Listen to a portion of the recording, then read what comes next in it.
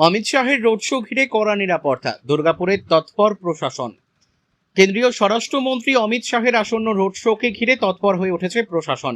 সোমবার দুর্গাপুরে নির্ধারিত রুটে নিরাপত্তা ব্যবস্থা খতিয়ে দেখেন প্রশাসনিক আধিকারিকরা এবং স্পেশাল প্রোটেকশন গ্রুপ এসপিজি এর আধিকারিকরা।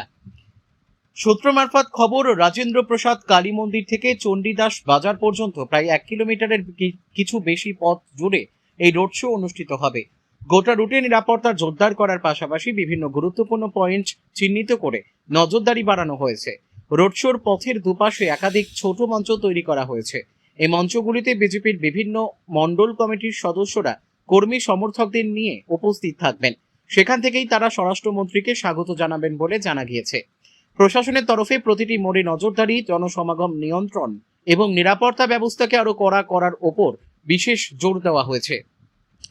বড় জনসমাগমের কথা মাথায় রেখে গোটা এলাকা কার্যত সুরক্ষার বলয়ে মুড়ে ফেলা হচ্ছে। দুর্গাপুর থেকে বিধানচন্দ্র গাঙ্গুলির রিপোর্ট, বিগ নিউজ বাংলা।